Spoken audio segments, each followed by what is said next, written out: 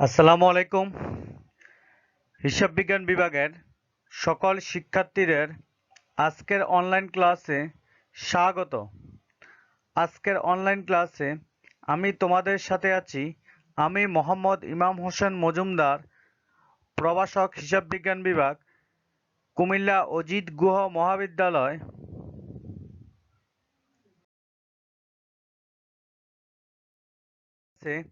আমি আলোচনা করব বিবিএ সম্মান তৃতীয় বর্ষের অ্যাডভান্স অ্যাকাউন্টিং 1 পত্রের শিরোনামে চতুর্থ অধ্যায়ের অ্যাকাউন্টিং ফর লিজ অর্থাৎ ইজারা হিসাবরক্ষণ এই অধ্যায়ের উপর এটি আমার দ্বিতীয় লেকচার। গত 2 ক্লাসে আমি নিয়ম ও জাবেদা আলোচনা করেছিলাম। প্রিয় শিক্ষার্থীরা, আজকের ক্লাসে আমি একটি অঙ্ক আলোচনা করব।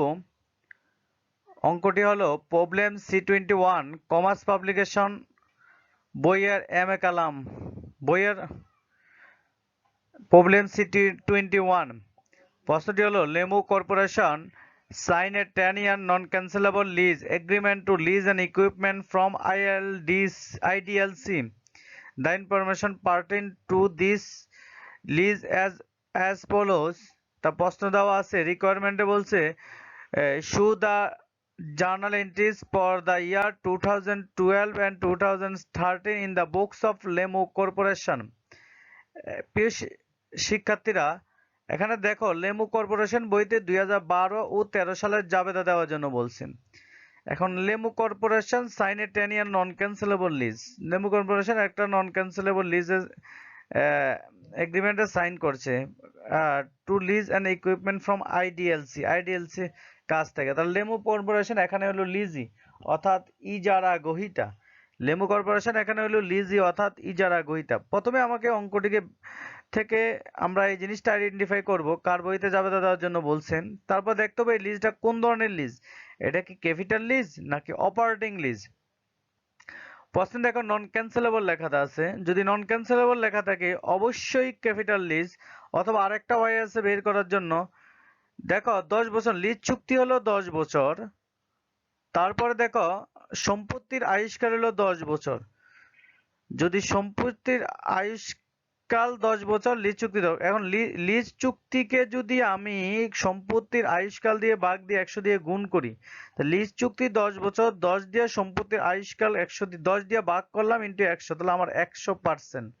তাহলে আমার 100% যদি হয় তাহলে 75% এর উপর যদি হয়, লিজ চুক্তিটা যদি 75% তার সম্পত্তি আয়ুষ্কালের 75% এর উপরে হয়, তাহলে বুঝতে হবে এটা ক্যাপিটাল লিজ। তাহলে আমার 100% আছে, আমার ক্যাপিটাল লিজ। এখন আমরা ক্যাপিটাল লিজ বের আইডেন্টিফিকেশন করলাম। এখন আমরা কিছু ক্যালকুলেশন করব।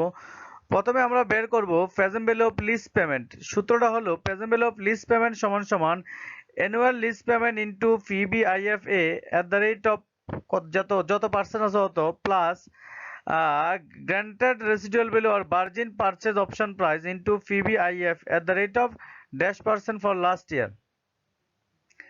এটা হলো আমার present value of lease payment বের করার সূত্র। প্রথমে আমরা PBIFA মানটা আমরা বের করে নিই। তাহলে আমাদের সূত্রটা হবে PBIFA at the rate of 12% 10 year তারপরে 1 minus 1 সূত্রটা হলো 1 minus 1 by 1 plus I whole to the n divided by I into 1 plus I। 1 plus I কেন হলো, এটা বিগিনিং বলা আছে, বিগিনিং হওয়ার কারণে 1 plus I দ্বারা গুণ হয়েছে। বিগিনিং যদি না হইতো তাহলে 1 plus I গুণ হইতো না, সামনের অংশটা থাকতো। তারপর দেখেন মানগুলো আমাকে দেখতে হবে। আমার আই এর মান হলো 12%, যে আমি লিখলাম PBIF 12%, আই এর মান হলো 12%, এন এর মান হলো আমার 10 ইয়ার্স, এন এর মান হলো আমার 10 ইয়ার্স, লিজ চুক্তি 10 বছর। আমি যদি এখন সূত্রে মানগুলো বসিয়ে দিই তাহলে ক্যালকুলেশন করলে আমি PBIF এর মান পেয়ে যাব। তারপরে আমরা অ্যানুয়াল লিজ পেমেন্টটা কত আমরা দেখি। আমার সূত্রে অ্যানুয়াল লিজ পেমেন্ট আছে। অ্যানুয়াল লিজ পেমেন্ট হলো 90,000 টাকা।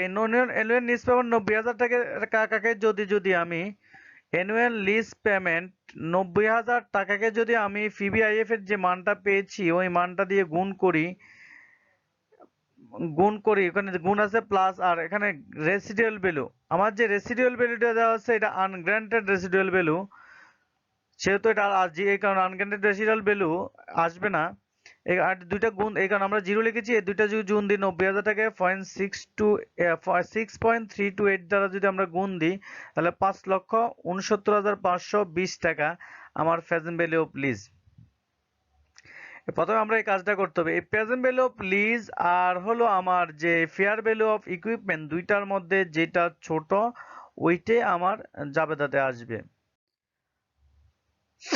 তাহলে আমরা এখন জাবেদা দিব প্রশ্নটা আবার লিখেছি আমরা এখন জাবেদা দিব প্রথম জাবেদা আমরা লিজ চুক্তির জাবেদা দিব লিজ প্রথমের জাবেদা হলো 1/1/2012 সাল যেহেতু 12 সালের জাবেদা দেব লিজ চুক্তিটা 12 সালের শুরুতে ধরে নিয়েছি না লিজ চুক্তিটা 12 সালের শুরুতে হবে বলছে তো এটা জাবেদা হলো lease equipment under capital lease debit lease liabilities credit lease equipment under capital lease debit lease liabilities credit আমার টাকা হবে এখন আমার 5,50,000 টাকা 5,50,000 টাকা এই জন্য হয়েছে আমার যে আমার ফেয়ার ভ্যালু অফ ইকুইপমেন্ট এই যে দেখো তোমরা প্রিয় শিক্ষার্থীরা ফেয়ার ভ্যালু অফ ইকুইপমেন্ট আমার আছে হইলো 5,50,000 টাকা আর আমার প্রেজেন্ট ভ্যালু অফ লিজ বের করেছিলাম 5,69,000 মেবি 520 টাকা দুটার মধ্যে যেটা ছোট এটাই আমার এখানে লিখতে হবে। তারপরে যে কাজটা করতে হবে আমাদেরকে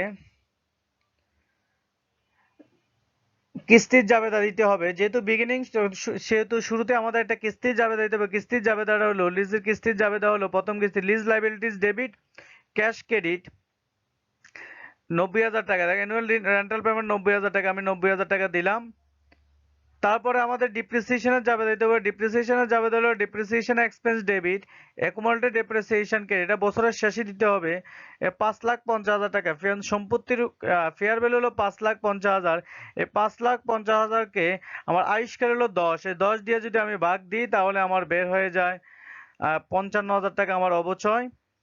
তারপরে আবার ইন্টারেস্টের জাবেদা দিতে হবে বছর শেষে ইন্টারেস্টের জাবেদা দিতে হবে ইন্টারেস্টের জাবেদা হলো interest expense debit interest payable credit এখন আমরা ইন্টারেস্টটা বের করে দেখো আমার 5,50,000 টাকা সম্পত্তির পেয়ার ভ্যালু এটা থেকে আমি 90,000 টাকা একটা কিস্তি দিলাম এই কিস্তিটা বাদ যাবে আমার 12% 55,250 টাকা আমার ইন্টারেস্টের জাবেদা। তারপরে দেখো 31/12/2012 আমাকে ক্লোজিং এন্ট্রি জাবেদা দিতে হবে ক্লোজিং এন্ট্রি আমরা জানি আয় ব্যয় অবশ্যই ক্লোজিং দিতে হবে এখানে আমার দুইটা ব্যয় আছে খরচ আছে একটা হলো ডিপ্রিসিয়েশন এক্সপেন্স আর একটা হলো ইন্টারেস্ট এক্সপেন্স তাহলে ইনকাম সামারি আমার জাবেদা হবে ইনকাম এগুলো ডেবিট ব্যালেন্স এগুলো ক্লোজিং দিলে ক্রেডিট করতে হবে আমার জাবেদা হবে income summary debit interest expense credit depreciation expense credit. দেখো ইন্টারেস্ট ক্রেডিট আমার কত টাকা ছিল আমার ইন্টারেস্ট এক্সপেন্স আমার ক্রেডিটে ছিল আমাদের দেখো এই ডেবিটে ছিল আমার হলো এই দেখো 55,250 টাকা 55,250 টাকা ছিল কিনা এই দেখো 55,250 টাকা এটা আমরা এখন ক্রেডিট করব 55,250 টাকা আবার ডিপ্রিসিয়েশন এক্সপেন্স ছিল আমার দেখো 55,000 টাকা এই দুইটা এখন আমরা ক্রেডিট করব 55,000 টাকা দুইটা যোগ করলে আমার হবে ডেবিটে হবে 1,10,250 টাকা। আমাদের 12 সালের জাবেদা শেষ হয়েছে এখন আমরা 13 সালের জাবেদা দিব 13 সালে আর লিজ চুক্তির জাবেদা হবে না তখন আমার কিস্তির জাবেদা হবে দ্বিতীয় বছরে যে লিজ লাইবিলিটিস কিস্তিটা দিতে হবে কিস্তির জাবেদা হবে সাথে যে আমাদের সুদ বকেয়াটা আছে যেহেতু সুদ জানুয়ারি 1 তারিখে পরিশোধ করা হবে এই সুদ বকেয়া টাকাটা পরিশোধ করা হবে সুদ বকেয়া জাবেদা হলো ইন্টারেস্ট পেয়েবল ক্রেডিট ছিল এখন interest payable debit lease liabilities debit cash credit. তাহলে দেখো ইন্টারেস্ট পেয়েবল কত টাকা ক্রেডিট ছিল আমরা দেখো 55,250 টাকা এটা না সরি দেখো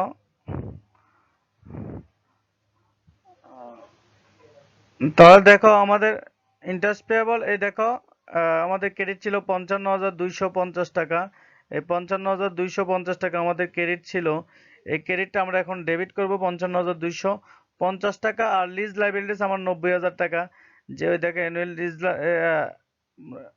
সরি লিজ লাইবিলিটি 90,000 না, আমার টোটাল ক্যাশ দিব আমি 90,000 টাকা। টোটাল ক্যাশ দিব 90,000 টাকা। এই 90,000 টাকা আমার সুদ দিতে হবে, আমার সুদ থাকবে এর মধ্যে 55,250 টাকা। এই 90,000 থেকে 55,250 টাকা বাদ দিলে আমার 34,750 টাকা আমার লিজ লাইবিলিটিস। এই লিজ লাইবিলিটি 34,750 টাকা। এটা হলে আমি এই 90,000 থেকে এখান থেকে এটা মাইনাস করব। মাইনাস করার পরে আমার যে টাকাটা থাকবে এটা হবে আমার কি লিজ লাইবিলিটিস। এরপর আমাকে ডিপ্রিসিয়েশনের জাবেদা দিতে হবে। Depreciation expense debit, accumulate depreciation credit. আমার সম্পত্তির পেয়ার ভ্যালু হলো দেখো 5,50,000 টাকা। এই 5,50,000 কে যদি আমি 10 দিয়ে ভাগ দিই, যেহেতু 5,50,000 টাকা, এটা 10 দিয়ে যদি ভাগ দিই, আয়ুষ্কাল 10 বছর, আয়ুষ্কাল 10 বছর, 10 দিয়ে যদি আমরা ভাগ দিই তাহলে আমরা পেয়ে যাব এখানে আহ, আহ, এখানে আমরা পেয়ে যাব ভাগ দিলে 55,000 টাকা। তারপরে আমাদেরকে ইন্টারেস্টের জাবেদা দিতে হবে। ইন্টারেস্টের জাবেদা হলো interest expense debit, interest payable credit. এখন ইন্টারেস্টটা ক্যালকুলেশন করতে হবে। তাহলে দেখো এখানে 5,50,000 টাকা হলো lease lease equipment under capital lease. Lease চুক্তি হচ্ছে 5,50,000। এর মধ্যে প্রথম বছর আমরা কিস্তি দিয়েছি, আমরা এখানে দেখো প্রথম বছর আমরা কিস্তি দিয়েছি 90,000 টাকা। 90,000 টাকা বাদ যাবে। দ্বিতীয় বছরে আমরা কিস্তি দিয়েছি এদের লিজ লাইবিলিটিস আমার 34,750 টাকা। 34,700। আমি আবার বলি, দেখো আমাদের লিজ লাইবিলিটিস আছে দেখো 5,50,000 টাকা। 5,50,000 টাকা একটা ক্রেডিট ছিল, এখন ডেবিট, আমরা ডেবিট করেছি, একটা কিস্তি দিয়েছি 90,000 টাকা, আর একটা কিস্তি আমরা দিয়েছি 34,750 টাকা। এই দুইটা বিয়োগ দিয়ে আমাকে ইন্টারেস্ট ধরতে হবে। 12% ধরলে আমার পেয়ে যাব আমার 51,024 টাকা আমরা ইন্টারেস্ট পেয়ে যাব। এখন আমাদেরকে ক্লোজিং এন্ট্রি দিতে হবে। ক্লোজিং এন্ট্রি দিতে হবে income summary debit, interest expense credit, depreciation expense credit. And closing entry কত টাকা? দেখো ইন্টারেস্ট এক্সপেন্স ক্রেডিট করলাম কত টাকা ইন্টারেস্ট এক্সপেন্স, তাহলে interest expense credit, interest debit আছে 51,024 টাকা। এখন আমি ক্রেডিটও করবো 51,024 টাকা। এবার ডিপ্রিসিয়েশন এক্সপেন্স দেখো ডেবিট আছে আমার 55,000 টাকা। 55,000 টাকা আমরা এখন ক্রেডিট করব। এই দুইটা যোগ করলে আমার ডেবিট হবে ইনকাম সামারি 1,06,024 টাকা।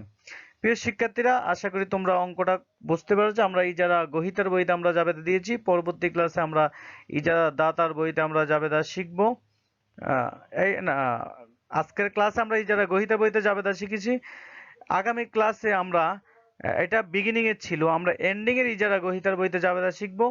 তারপরে ক্লাসে আমরা ইজারা দাতার বইতে বিগিনিং এ শিখবো। তারপরে ক্লাসে আমরা ইজারা দাতার বইতে এন্ডিং এ শিখবো। তাহলে আমরা অঙ্কটা বুঝতে পারবো, তাহলে তোমরা যে কোনো অঙ্কের সমাধান করতে পারবে। আজকে পরবর্তী ক্লাসে আবারও দেখা হবে। সেই পর্যন্ত তোমরা ঘরে থাকো, সুস্থ থাকো। আল্লাহ হাফেজ।